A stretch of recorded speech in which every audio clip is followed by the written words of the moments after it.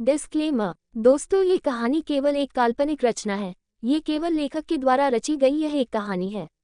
इसका वास्तविक जीवन से कोई भी संबंध नहीं है। कृपया आप कहानियों को केवल मनोरंजन की दृष्टि से ही सुने, और साथ ही अगर आप इस चैनल नॉवल स्टोरी 2.6 पर पहली बार आए हैं तो चैनल को सब्सक्राइब और वीडियो को भर भर लाइक करना ना भूलें। धन्यवाद। एपिसोड 16। अर्थ के वहां से जाने के बाद सौम्या जोर से अर्नव को धक्का देती है और गहरी सांस लेते हुए कहती है, आज अपने सीने में दबा के मुझे मार देने का इरादा था क्या? वही सौम्या की बात सुन अर्नव बोला, हाँ मार दूंगा, फिर खुद को भी, अगर तुमने मेरे अलावा किसी और के बारे में सोचा भी तो। इसे चाहे मेरी धमकी समझो या कुछ और। वही सोनी जैसे ही अर्नव के बात सुनती है उसके दिल में एक तेज दर्द होता है। वह अपना एक हाथ ले जाकर दिल वाले जगह पर रखकर कसकर मुट्ठियों से दबा लेती है। सौम्या ने अर्नव से कहा, क्या तुम्हें मैं चेहरे से पागल लगती हूँ? मैं अच्छी तरह जानती हूँ कि तुम मुझसे बदला लेने के लिए प्यार का नाटक कर रहे हो, लेकिन मैं तुम्हारी प्यार की झांसे में नहीं आने वाली। समझ में आई मेरी बात? ना मुझे तुमसे मतलब है और ना ही किसी और से। रही बात लड़कों से दूर रहने की, तो यह मेरी लाइफ है, मेरी जिंदगी है। मैं चाहे जैसे रहूं, उठूं, बैठूं, खाऊं, पीऊं, चाहे जो करूं। तुमसे क्या? तुम होते कौन हो मेरी लाइफ में दखल देने वाले? तुमने कार में मुझसे जबरदस्ती किस किया? मैंने कुछ नहीं बोला। मेरी चुप्पी को मेरी कमजोरी मत समझो मिस्टर रायजादा। इतना कह सौम्या गुस्से से अर्नव को देखने लगी। वही सोनी ने जैसे सुना कि अर्नव ने कार में सौम्या के साथ जबरदस्ती किस किया था, उसके आंखों में ठहरे आंसू गाल पर आ गए। वही अर्नव सौम्या की बातें सुन एक डेविल स्माइल चेहरे पर आ गई। Interesting, very interesting. फिर सौम्या के पास आकर एक हाथ उसके कमर पर रखकर अपने ओर खींच के अपने एकदम करीब कर लिया। फिर सौम्या की आंखों में आंखें डालकर बोला, तुम्हारा जो दिल करे वो करो, उठो बैठो, चाहे जहां जाना चाहती हो जाओ, पर तभी तक जब तक तुम इस आज़ादी का नाजायज फायदा ना उठाओ, क्योंकि मैं नहीं चाहता जिसे मैंने अपनी जिंदगी मानी है, मेरी जीने की वजह है, उस जिंदगी में कोई भी दखल अंदाजी करे। सौम्या अर्नव की बातें सुन हंसते हुए बोली, मानना पड़ेगा मिस्टर रायजादा, काफी अच्छी एक्टिंग कर लेते हैं आप, पर अफसोस मैं आपकी झांसे में नहीं आने वाली। इतना कह अर्नव से दूर होने की कोशिश करने लगी। वही सोनी से ये सब देखा नहीं गया तो वो वहां से चली गई। वही सौम्या का उससे दूर होना अर्नव को अच्छा नहीं लग रहा था। अर्नव ने सौम्या को अपने ओर और चिपका लिया। हॉल की लाइट डीम होने कारण किसी की भी नज़र हॉल के कोन में खड़े सौम्या और अर्नव पर नहीं गई। सौम्या ने कहा, ये आप क्या कर रहे हैं मिस्टर रायजादा, हमें छोड़िए। वही अर्नव ने सौम्या से कहा, तुम्हें जो सोचना है सोच लो, पर मेरी कही हुई बातों को इग्नोर मत करना। ये क्या हो रहा है? ये आवाज़ सुनते ही अर्नव ने सौम्या को छोड़ दिया और जिस तरफ से आवाज़ आई उस तरफ देखा। वही सौम्या दौड़कर उनके पास गई और बोली, दादाजी कोई इतना लेट आता है क्या? दादाजी बोले, मैं तो कब का आया हूँ, बस कुछ पुराने दोस्त मिल गए थे तो उनसे बातें करने लगा। तभी अनाउंसमेंट हुई, ladies and gentleman, mister and missus Sahni के शादी के सालगिरह पर आने का बहुत शुक्रिया। अब केक काटने का समय हो गया है, आओ हम सब मिलकर उनके आने वाली जिंदगी के लिए विश करते हैं, उनकी खुशियों में शामिल होते हैं। सभी हाल में इकट्ठा हो गए और मिस्टर और मिसेज साहनी और अर्थ वही सेटेज पर आ गए। दोनों ने मिलकर केक कटिंग किया और केक एक छोटा सा टुकड़ा उठाकर एक दूसरे को खिलाया। फिर मिसेज साहनी ने अपने बेटे को भी केक खिलाया। अर्थ ने हल्की सी मुस्कान लिए बोला, happy marriage anniversary mom dad. इसी तरह पार्टी धीरे धीरे खत्म होती है। राजीव सौम्या के पास आके बोलता है, चलो गुड़िया घर चलते हैं। सौम्या ने कहा, आपको उसकी टेंशन लेने की जरूरत नहीं है मिस्टर सिंघानिया, हम अपने दादाजी के साथ आए हैं और उन्हीं के साथ जाएंगे। राजीव ने कहा, गुड़िया इतना भी क्या गुस्सा, अपने भाई से माना मेरी गलती है और उस गलती की सजा तुम जो दोगी वह मैं भुगतने के लिए तैयार हूं, पर बच्चा इस तरह हमसे नाराज मत हो। सौम्या ने कहा, मिस्टर सिंघानिया नाराज अपनों से होते हैं, गैरों से नहीं। अब प्लीज मुझे परेशान करना छोड़ दीजिए, आप अपनी बहन के ऊपर ध्यान दीजिए, मुझ पर नहीं। तभी गीता जी वहां आए और बोली, बेटा सौम्या, अगर हमारी वजह से तुम्हारा दिल दुखा हो तो उसके लिए सॉरी बेटा। पर सौम्या उनकी बात काटते हुए बोली, यह बेटा बूटी बोलकर मुझसे रिश्ता मत जोड़िए मिसेज सिंघानिया, और रही बात मेरी दिल दुखाने की, तो मेरा दिल इतना सस्ता नहीं जो किसी के भी लिए दुख जाए। इतना कह सौम्या वहां से चली गई। वहीं दूर खड़ी दादाजी उन दोनों के पास आके बोले, मैंने तुम लोगों से कहा था वक्त रहते संभाल लो पुत्र को, पर तुम दोनों ने हर बार उसे गलत समझा। उसे सही राह बताने की जगह उसकी गलतियों पर उसे और डांटा। जब उसे साथ की जरूरत थी तो तुमने उसका का साथ छोड़ अपने नई नवली बेटी का साथ दिया। अब भुगतो। इतना कहा दादाजी भी वहां से चले गए। वही पीछे से रणविजय ने राजीव के कंधे पर हाथ रख थपथपाया। और कहा फिक्र मत करो माँ भाई, हम अपने गुड़िया को किसी भी तरह मना ही लेंगे। वही दादाजी सौम्या के पास आकर बोले चले बेटा। सौम्या ने कहा हाँ दादाजी चलते हैं, वैसे भी काफी टाइम हो गया है और कल कॉलेज जाना है। इतना कह दोनों जाने लगे, तभी पीछे से आवाज आई, क्या अब भी अपना नाम नहीं बताओगी? सौम्या ने पीछे पलटकर देखा तो वह अर्थ था जो उसी के पास चला आ रहा था। सौम्या ने कहा आपको मेरा नाम जानने में इतना दिलचस्पी क्यों है? जहां तक मैंने सुना है आप लड़कियों से दूर ही रहते हैं। अर्थ सौम्या की बात सुन बोला जो सुना है सही सुना है, और तुम्हें तो अपने आप को लकी मानना चाहिए जो अर्थ साहनी खुद तुम्हारे आगे अपना हाथ बढ़ा रहा है। कोई ज़रूरत नहीं है मुझे अपने आप को लकी बनाने की। और रही बात दोस्ती की, तुम मेरे पास मेरे दो दोस्त हैं जो मेरे जिगरी यार हैं, और वैसे भी मुझसे दोस्ती करना और निभाना आसान नहीं। इतना कह दादाजी के साथ वापस जाने लगी और अपने मन में बोली मुझे जल्द से जल्द कुछ करना होगा वरना ये दोनों संकी इंसान मेरा जीना हराम कर देंगे। वही अर्थ सौम्या की जाते हुए देखकर बोला बहुत जल्द तुम्हारा नाम और तुमसे दोस्ती कर लूंगा। कुछ देर रुककर एपिसोड 17। पार्किंग एरिया में एक कार के पास सौम्या का सारा परिवार खड़ा था, वहीं दूसरे कार के पास अर्नब, दादाजी और सौम्या थी। सौम्या का परिवार सौम्या का इंतजार कर रहा था कि शायद चलते वक्त उनके साथ चले, पर अफसोस सौम्या ने एक नज़र भी उनकी तरफ नहीं देखा और जाकर गाड़ी का गेट खोलकर अंदर बैठ गई। ये देख सोनी को छोड़कर बाकी सभी परिवार के दिल में एक टीस उठी। केशव जी ने कहा मेरे अपने नन्ही सी परी को कब अपने आप से दूर कर दिया पता ही नहीं चला। पापा तो बेटियों के हीरो होते हैं, पर मैं कब अपनी बेटी की नज़र में जीरो बन गया पता ही नहीं चला। इतना कह उनकी आंखों में एक दर्द था जो शायद गीता जी अच्छे से समझ रही थी। वही दादाजी एक नज़र अपने परिवार को देखकर गाड़ी में बैठ गए और दूसरी तरफ का गेट खोल अर्नब बैठ गया और उनकी गाड़ी वहां से चली गई।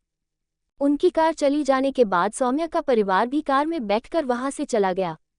अर्नब की गाड़ी में ड्राइवर ड्राइव कर रहा था। कार के पीछे सीट पर दादाजी और अर्नब के बीच में सौम्या बैठी हुई थी जो कुछ गहरी सोच में थी। तभी उसे अपने हाथों पर कुछ रेखता सा एहसास हुआ। सौम्या ने अपने हाथ की तरफ देखा तो अर्नब अपने हाथ की उंगलियों से सौम्या के हाथों को सहला रहा था। सौम्या ये देखकर चीर गई और फिर अर्नब के हाथों को झटक दिया और अपना चेहरा दादाजी की तरफ कर लिया। वही अर्नब ने फिर से वही करना स्टार्ट कर दिया, जिससे सौम्या चीरकर धीरे से अर्नब के पास बोली तुम्हारी प्रॉब्लम क्या है? अर्नब ने कहा यही कि जो मैं तुम्हारे साथ कर रहा हूँ वह तुम मेरे साथ करो। सौम्या ने कहा क्या तुमने मुझे पागल समझा है जो मैं इस तरह की हरकत तुम्हारे साथ करूँगी? ऐसी हरकत मैं तुम्हारे साथ सपने में भी न करूं, ये तो फिर भी हकीकत है। अर्नब ने कहा अगर हम ये हरकत नहीं करेंगे तो आने वाले लाइफ में हमारे बच्चे कैसे होंगे? अर्नब की बात सुन सौम्या की आंखें बड़ी बड़ी हो गई और उसका चेहरा हल्का सा लाल हो गया। उसने अर्नब से कहा मेरी मत मारी गई है जो मैं तुमसे शादी करूंगी। ऐसे सौम्या और अर्नब की खट्टी मीठी नोक-झोंक होते हुए विला पहुंच गए। कार से तीनों बाहर निकले और सौम्या ने दादाजी को उनके कमरे में छोड़कर अपने कमरे में आई। उसने देखा उसके बेड पर अर्नब दोनों हाथ सर पर टिकाए और पैरों को कोरस किया लेटा था। ये देख सौम्या अर्नब के पास जाकर कमर पर हाथ रखकर बोली अब क्या चाहिए तुम्हें? अर्नब ने एक नज़र सौम्या को देखा और उसका हाथ पकड़कर अपनी ऊपर खींच लिया, जिससे सौम्या अर्नब के सीने पर जा गिरी और फिर गुस्से से अपना चेहरा उठाकर अर्नब की तरफ देखने लगी। इस वक्त अर्नब का चेहरा और सौम्या का चेहरा बिल्कुल करीब था। वे एक दूसरे की सांसों को चेहरे पर महसूस कर रहे थे। अर्नब ने अपना एक हाथ सौम्या के पीछे सर पर रख और दूसरा हाथ सौम्या की कमर पर रख अपने से चिपका लिया और लेकर पलट गया। इस समय सौम्या नीचे और अर्नब उसके ऊपर था। ये देख सौम्या कुछ बोलती तभी उसकी आवाज अंदर ही रह गई, क्योंकि अर्नब सौम्या के होठों को अपने मुंह में भरकर काफी डिपकिस कर रहा था। सौम्या अपने दोनों हाथों से अर्नब को दूर करने लगी, पर अफसोस कुछ कर नहीं पा रही थी। 20 मिनट के बाद जब सौम्या को सांस लेने में प्रॉब्लम होने लगी तब जाकर अर्नब ने सौम्या को छोड़ा। अर्नब के छोड़ते ही सौम्या गहरी गहरी सांस लेने लगी, जिससे सौम्या का सीना अर्नब के चेस्ट से टकरा रहा था। ये देख अर्नब की नज़र सौम्या के चेस्ट पर गई। उसने अपना एक हाथ ले जाकर सौम्या के सीने को सहलाते हुए बोला मेरा ऑरेंज जूस। इतना कह अपने होठ वहां पर रख दिए। सौम्या ने अपने आप को संभाला ही था कि अर्नब के होठों को अपने सीने में महसूस कर आंखें बड़ी हो गई और पूरी ताकत लगाकर अर्नब को धक्का दिया, जिससे अर्नब सौम्या के बगल पीठ की तरफ गिरा। सौम्या जल्दी से उठी और अर्नब की तरफ गुस्से से देखने लगी।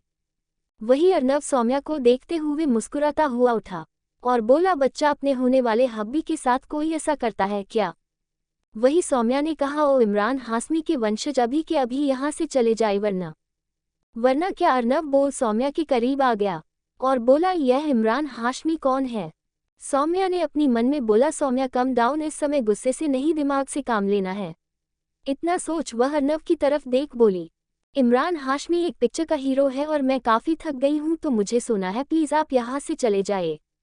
ये सुनकर इमरान हाशमी एक फिल्म का हीरो है, तब जाकर अर्नव शांत हुआ और सौम्या के माथे पर एक किस कर वहाँ से चला गया।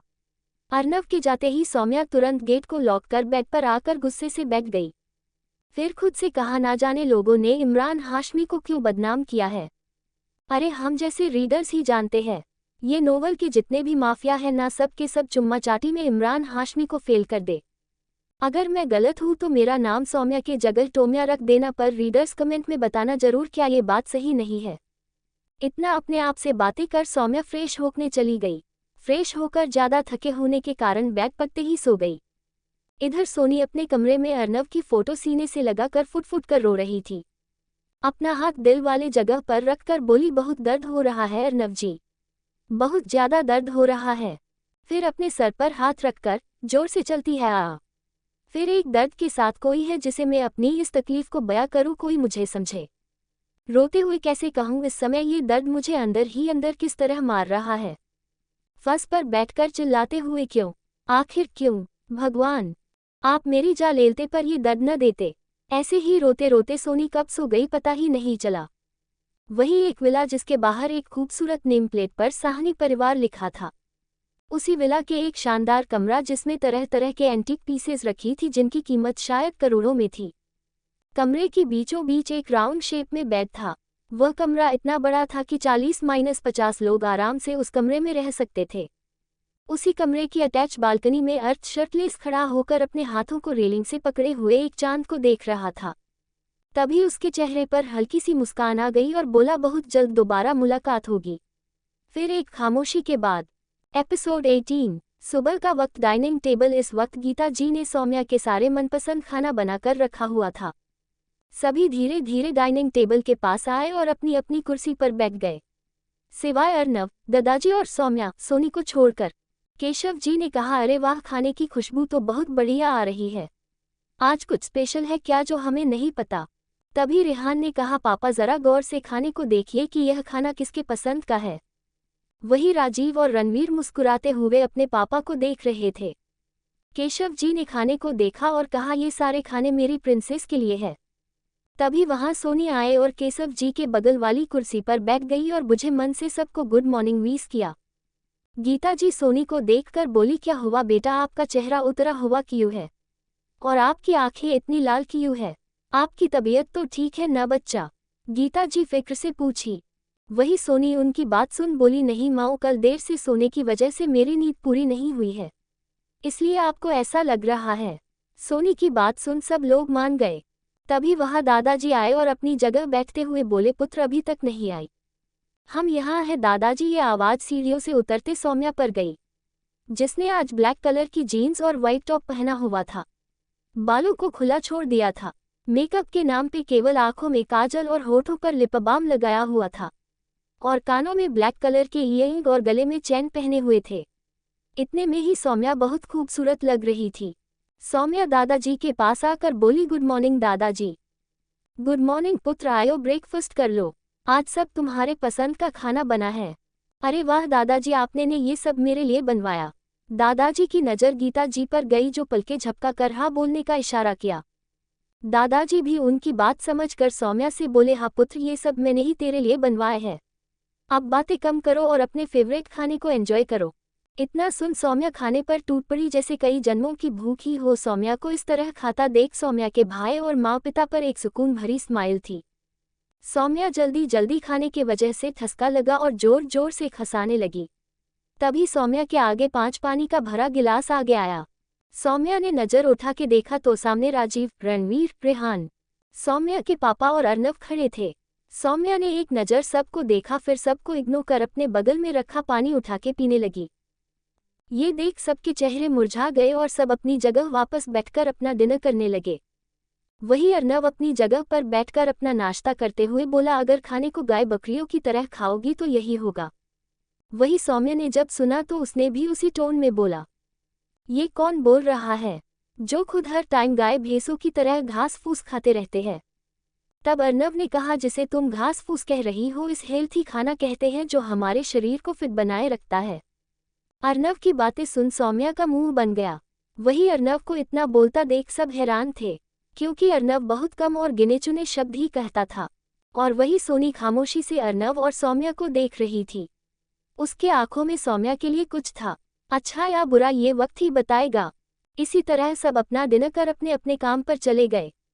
वही अर्नव भी आज ऑफिस जा रहा था, क्योंकि आज अर्नव का एक इम्पॉर्टेंट मीटिंग था कॉलेज में। निशा और सौम्या वही कैंटीन में बैठे गर्व का इंतजार कर रही थी। यार निशा, ये भाइयों कहाँ रह गए, आज मैंने उनके लिए घर से खीर लाया है, उन्हें बहुत पसंद है ना। तभी निशा ने कहा, वो तो है, और वैसे भी तुम दोनों भाई बहन एक नंबर के भुक्कड़ हो। फिर कुछ सोचते हुए, यार बहुत दिन हो गए क्लब गए, क्यों ना आज चले। वैसे भी रोज रोज पढ़ाई से बोर हो गए हैं यार, आज कुछ एंजॉयमेंट हो जाए। तभी एक आवाज आई, बिल्कुल, तो आज हम तीनों क्लब चलेंगे। निशा सौम्या ने उस तरफ देखा तो गर्व उन्हीं के पास आ रहा था। सौम्या ने कहा, भाइयों आप आ गए, मैं कब से आपका इंतजार कर रही थी। जानते हो आज मैंने घर से आपके लिए आपकी फेवरेट खीर लाई है। क्या खीर ला, छोटी, जल्दी से ला, खीर का नाम सुनकर मेरी भूख बढ़ गई है। सौम्या ने खीर खोलकर जैसे ही गर्व को देने गई, तभी एक लड़की आए और जोर से सौम्या के हाथों को झटक दिया, जिससे पूरा खीर जमीन पर गिर गया। ये देख सौम्या का चेहरा गुस्से लाल हो गया। वही हाल गर्व और निशा का भी था। उन्होंने सामने देखा एक लड़की जिसने व्हाइट कलर की वन पीस पहना हुआ था, पैरों में हाई हील्स, चेहरे पर भरी भरकम मेकअप के साथ घमंड। उसके साथ एक लड़का और एक लड़की और थी, कुल मिलाकर वे भी 3 लोग थे। उस लड़की ने घमंड से कहा, क्या तुम्हें पता नहीं ये सीट हमारी है और इस सीट पर हमारे सिवा कोई नहीं बैठता, और तुम लोगों ने ये गलती की है तो इसकी सजा तुम लोगों को मिलकर रहेगी। वही कैंटीन में सारे स्टूडेंट ये तमाशा देख रहे थे, पर किसी की हिम्मत नहीं थी कुछ भी बोलने की। सौम्या ने उस लड़की से बोला, क्यों ये कुर्सी तुमने अपने घर से लाई है जो कोई भी नहीं बैठ सकता। तभी उस लड़की के बगल में खड़ा लड़का आया और बोला, लगता है तुम लोग टीना के बारे में नहीं जानते हो। ये इस कॉलेज की प्रिंसिपल की बेटी है और चाहे तो एक झटके में तुम तीनों को बाहर निकलवा सकती है।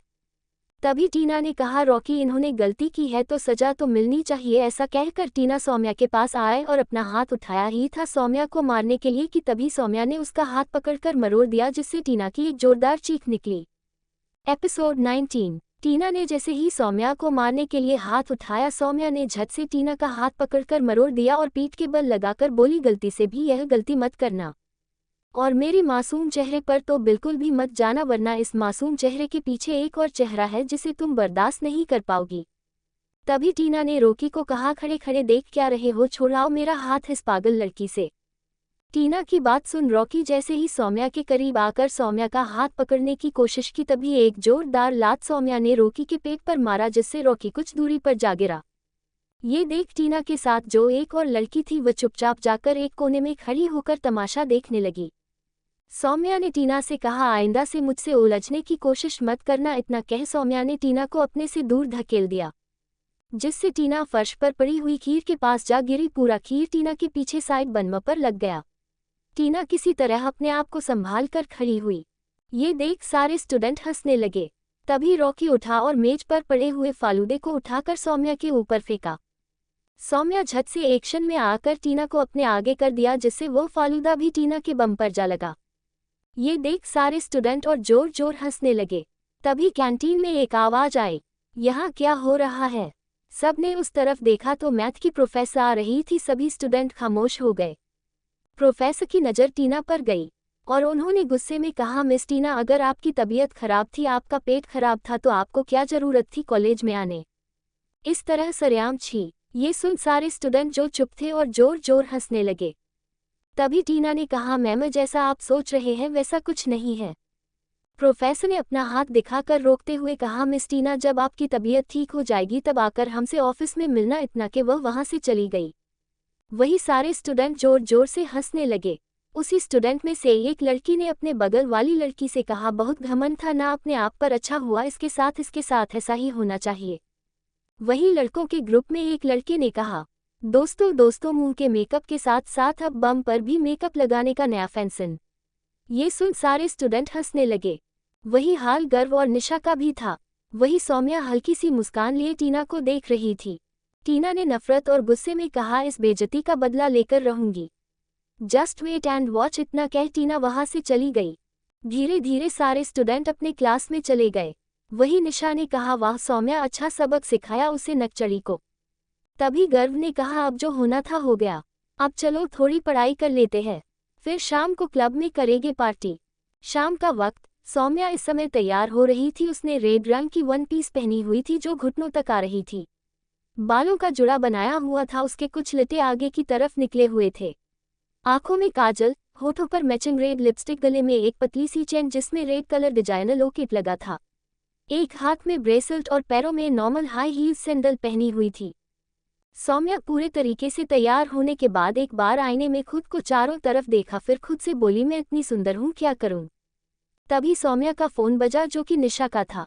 उसने फोन रिसीव कर कान पर लगाया तो दूसरी तरफ से निशा बोली, सौम्या रानी, हमें आज ही क्लब जाना है, कल नहीं तो आप बाहर आए, मैं और गर्व आपका बाहर इंतजार कर रहे हैं। ये सुन सौम्या ने फोन कट कर कमरे से बाहर निकल गई और हाल में पहुंचकर दादाजी को बोली, हम जल्दी आ जाएंगे दादाजी। इतना कह बाहर चली गई। वही राजीव ये सब देख रहा था। उसने दादाजी से पूछा, इतनी रात को कहाँ गई गुड़िया। दादाजी ने कहा, क्लब गई है, वो भी मुझसे पूछकर। राजीव ने कहा, दादाजी आप समझ नहीं रहे हैं, यूं अकेले रात में क्लब जाना गुड़िया के लिए ठीक नहीं है। दादाजी ने कहा, वह अकेली नहीं है, उसके 2 और दोस्त हैं, उनके साथ जा रही है, और अब मुझे कोई बहसबाजी नहीं। इतना कह दादाजी अपने कमरे में चले गए।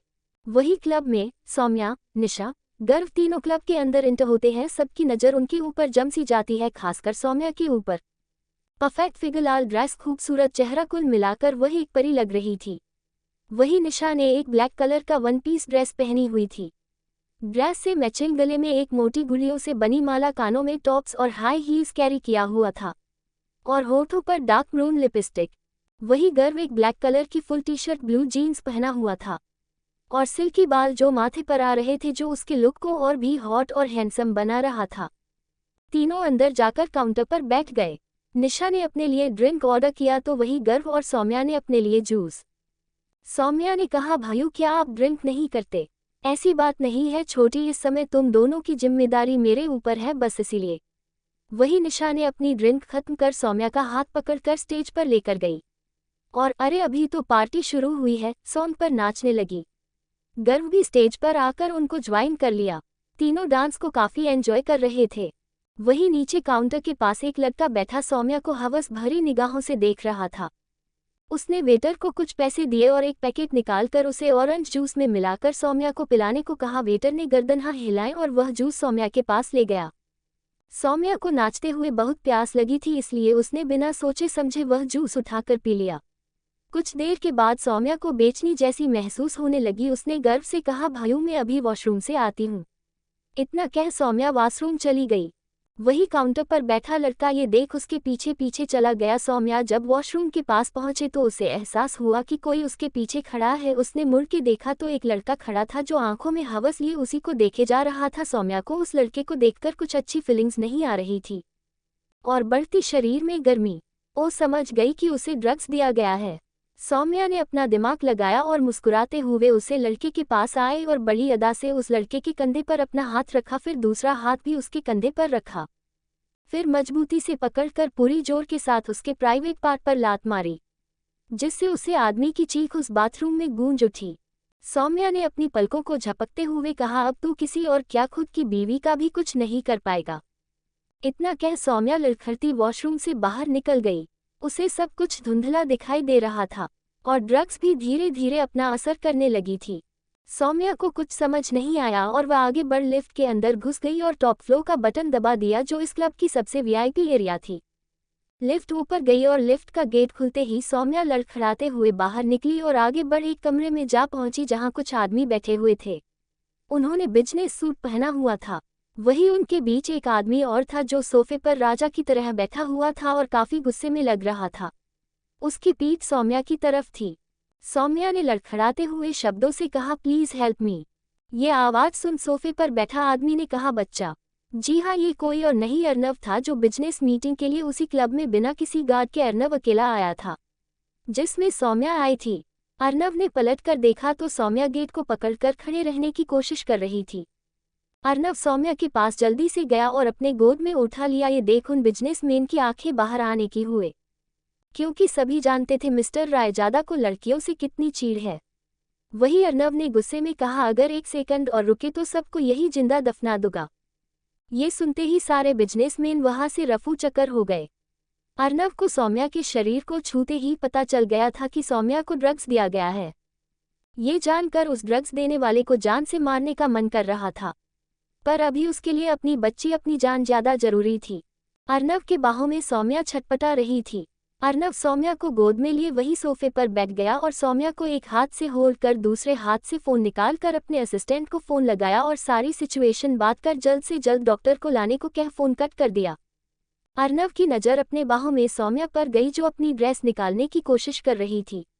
डेविल, मुझे बहुत गर्मी लग रही है, प्लीज हेल्प मी, अर्नव ने कहा। बच्चा, कुछ देर और डॉक्टर आता होगा, तब तुम्हें आराम मिल जाएगा। पर सौम्या ड्रग्स के असर में कहा कुछ सुनने वाली थी। तभी अर्नव के दिमाग में कुछ आया और उसने तुरंत दादाजी को फोन लगाया और कहा, उन्हें घबराने की जरूरत नहीं है, सौम्या उनके पास है, और उनसे कुछ बातें कर फोन कट कर दिया। अर्नव ने जैसे ही फोन रख, तभी सौम्या ने अर्नव के करीब पहुंच उसके होठों पर अपने होंठ रख दिए और अर्नव के होठों को सक करने लगी।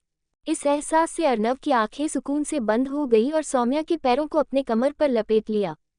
सौम्या अर्नव की होठों को सक और बाइट कर रही थी। सक और बाइट करने के बाद सौम्या अर्नव के गर्दन पर अपने होठ फिराने लगी। वही अर्नव ने एक हाथ से सौम्या को होल्ड किए हुए था और दूसरे हाथ से उसके बालों को सहला रहा था। वही सौम्या को ड्रग्स के असर के कारण कुछ समझ में नहीं आ रहा था। वह अर्नव की गर्दन पर किस करते हुए सीने पर जा पहुंची। सौम्या ने एक झटके से अर्नव के पहने हुए शर्ट को खींच, जिससे शर्ट के बटन टूट गए और अर्नव का चौड़ा सीना सौम्या के आगे था। सौम्या ने अपने होंठ अर्नव के सीने पर रखकर चूमने और काटने लगी। वही अर्नव की हालत अब खराब हो रही थी। जब उससे रहा नहीं गया तो झट से सौम्या को गोद में लिए हुए वही सोफे पर लेट गया। इस समय सौम्या नीचे और अर्नव उसके ऊपर था। अर्नव ने अपने अंगूठे से सौम्या के होठों को रगड़ते हुए बोला, इस प्यास को तुमने बढ़ाया है बच्चा, अब बुझाओगी तुम ही। इतना कह अर्नव ने सौम्या के होठों को अपने मुंह में भरकर काफी डिप किस करने लगा। एपिसोड 20। अर्नव सौम्या को इस तरह किस कर रहा था जैसे प्यासे को पानी मिल गया हो। जब सौम्या को सांस लेने में तकलीफ होने लगी, तब सौम्या के होठों को छोड़ उसकी गर्दन पर किस और बाइट करने लगा, जिससे सौम्या की हल्की हल्की सिसकियां निकलने लगी। सौम्या की सिसकियां सुन अर्नव की किस और वाइल्ड हो गई। अर्नव किस करते हुए सौम्या के सीने पर किस करने लगा। अर्नव सौम्या के सीने में किस कर रहा था, पर सौम्या के कपड़ों से वह किस नहीं कर पा रहा था, जिससे अर्नव ने गुस्से से सौम्या के कपड़े उतार कर फेंक दिए। अब सौम्या अर्नव के सामने केवल अपने प्राइवेट कपड़ों में थी। अर्नव सौम्या की सॉफ्ट बेदाग शरीर को देख पागल सा हो गया। अर्नव ने अपना एक हाथ सौम्या के शरीर फिराते हुए बोला, माय सॉफ्ट डॉल। अर्नव ने अपने होठ सौम्या के सीने पर रख धीरे धीरे किस करते हुए उसके प्राइवेट कपड़े भी उतार दिए। अर्नव ने सौम्या को बूब्स को मुंह में भरकर सक करने लगा और एक हाथ दूसरे बूब्स को प्रेस करने लगा, जिससे सौम्या मचल उठी। काफी देर तक सक करने की वजह से सौम्या को दर्द होने लगा और अर्नव को दूर करने लगी, पर अर्नव मानो खोसा गया था, जैसे उसकी फेवरेट डिश मिल गई हो। तभी अर्नव का फोन रिंग करने लगा, पर अर्नव ने उसे इग्नोर कर सौम्या के दूसरे बूब्स को सक करने लगा। इसी तरह 5 से 7 बार फोन बजने के बाद अर्नव ने गुस्से से अपना फोन उठाया और कहा, अगर काम की बातें नहीं हुई तो मरने के लिए तैयार रहना। असिस्टेंट ने डरते हुए बोला, सर वह मैं आपके कमरे के बाहर खड़ा हूं और मेरे साथ डॉक्टर आई है। ये सुनते ही अर्नव ने गहरी सांस ली और एक नज़र सौम्या को देख फोन को कट दिया। अर्नव सौम्या के चेहरे के एकदम करीब आकर उसके गालों पर अपने नाक रगड़ते हुए बोला, बाकी का हम शादी के बाद करेंगे और शादी से पहले मैं इसी तरह तुम्हें फिल करूंगा और इसके लिए तुम मेरा मुझसे हक नहीं छीन सकती बच्चा। वही सौम्या को अर्नव की बात समझ नहीं आई। इस वक्त ड्रग्स का असर सौम्या पर काफी ज्यादा हावी हो गया था, जिससे वो अब तड़प रही थी। वही इतना कह अर्नव ने सौम्या को अपनी शर्ट पहनाई, फिर जाकर गेट खोला। सामने उसका असिस्टेंट और डॉक्टर खड़ी थी। अर्नव ने इस समय केवल अपने पैंट पर था, जिससे अर्नव का परफेक्ट शरीर उनके सामने था। जहां असिस्टेंट अर्नव के सीने पर काटने और चूमने के निशान देख रहा था, वही डॉक्टर अपनी आंखों में लस्ट लिए अर्नव को देख रही थी। तभी अर्नव की गुस्से भरी आवाज आई, अगर तुम दोनों घूरना हो गया हो तो अभी मेरी होने वाली वाइफ को चेक करो। अर्नव की यह बात सुन जहां असिस्टेंट सदमे में खड़ा हो गया, वही डॉक्टर की दिल में जलन के भाव आ गए। फिर अर्नव ने अपने असिस्टेंट से कहा, तुम जाकर मेरे कपड़े लेकर आओ। और डॉक्टर को कमरे के अंदर लाया और सौम्या के दूसरे किनारे बैठ अर्नव सौम्या के सर को सहलते हुए चेक करने को कहा। डॉक्टर ने एक नज़र सौम्या को देखा जो ड्रग्स की वजह से अपने सर को बार बार झटक रही थी। डॉक्टर की आंखों में सौम्या के लिए जलन के भाव आ गए थे, इसलिए उसने ड्रग्स का एंटीडोट एक इंजेक्शन में भरकर बड़ी बेरहमी से सौम्या के हाथ में लगाया, जिससे नसें में भी सौम्या करहा उठी और जल्द ही बेहोश हो गई। वही अर्नव की नज़र भले ही सौम्या पर थी, पर उसके अगल बगल क्या हो रहा है इसकी भनक हमेशा उसे रहती थी। वही एक नज़र में ही इंसान को देखकर पहचान जाता था कि इंसान कैसा है। ऐसे ही नहीं वह नंबर 1 बिजनेस बन गया, और ऐसे ही नहीं वह सौम्या को पसंद करने लगा। अगर पहले वाली सौम्या होती तो शायद अर्नव सौम्या को न पसंद करता, पर इस सौम्या में कुछ अलग था जो अर्नव को अपना दीवाना बना रहा था। वही अर्नव ने जब डॉक्टर को ऐसा करते हुए देखा तो उसकी आंखें गुस्से से लाल हो गई। वह सौम्या के पास से उठकर उस डॉक्टर के पीछे से मुट्ठियों में बाल को पकड़कर दांत पीसते हुए बोला, तेरी हिम्मत कैसी हुई मेरी जान को चोट पहुंचाने की। इतना कह अर्नव ने उस डॉक्टर का सर वही दीवार पे दे मारा, जिससे डॉक्टर की एक दर्द भरी चीख निकल गई। तभी वहां अर्नव का असिस्टेंट हाथों में एक पैक लिया आया और डॉक्टर का हाल देख समझ गया कि जरूर कुछ हुआ है। तभी अर्नव ने अपने गुस्से भरी में आवाज में कहा, इसे और जिसने मेरी जान को ड्रग्स दिया है उन लोगों को मेरे ब्लैक विला में ले जाओ और इन्हें हर तरीके से टॉर्चर करो, पर याद रखना मरने नहीं चाहिए, क्योंकि इन्हें मैं अपने हाथों से सजा दूंगा ताकि इन्हें पता चल सके कि इन लोगों ने किसे चोट पहुंचाने की कोशिश की है। ये सुन असिस्टेंट ने अपना सर झुकाया और उस डॉक्टर महिला जो बेहोश हो चुकी थी उसे अपने साथ लाए गार्ड द्वारा ले गया। उनके जाने के बाद अर्नव ने गेट लॉक कर सौम्या के पास आया और वही बेड पर लेट गया और सौम्या को अपने ऊपर लेटा लिया। सौम्या बेहोश थी, इसलिए उसे क्या पता कि उसके साथ क्या हो रहा है। वो इस वक्त किसके बाहों में है। अर्नव ने सौम्या के बालों को सहलाते हुए बोला, मुझे नहीं पता मुझे क्या हो गया है, बस इतना पता है तुम मेरा सुकून बन गई हो, मेरा पागलपन बन गई हो, मेरी दीवानगी बन गई हो, मेरा जुनून बन गई, मेरी जीने की वजह बन गई हो। मैं तुम्हें अपने आप से कभी भी दूर नहीं जाने दूंगा और नहीं तुम्हें ऐसा करने दूंगा। इस समय अर्नव पूरा साइको लग रहा था। फिर अर्नव का ध्यान सौम्या के हाथों पर गया जहां उस डॉक्टर ने सुई लगाई थी। अर्नव ने वहां पर अपने हाथ ले जाकर सहलाते हुए बोला, कितना दर्द हो रहा होगा मेरे बच्चे को। फिर वहां चूमते हुए, बच्चा आप चिंता न करो, मैं उस डॉक्टर के हाथ कटवा देता हूँ। कैसे उसकी हिम्मत हुई मेरे बच्चे मेरी जान को चोट पहुंचाने की। हाँ बोलो, अब तो उसे सजा मिलनी चाहिए न। इस समय अर्नव का एक अलग ही रूप था। अर्नव को देखकर लग रहा था कि सौम्या के लिए पूरा पागल हो चुका है। अब अपने से कभी भी सौम्या को दूर करने वाला नहीं है और नहीं उसे खुद से दूर जाने देगा। आज के लिए बस इतना ही। कैसा लगा आज का एपिसोड कमेंट बॉक्स में ज़रूर बताना और हमारे चैनल नॉवल स्टोरी 2.6 को ऐसे ही सपोर्ट करते रहिएगा। धन्यवाद।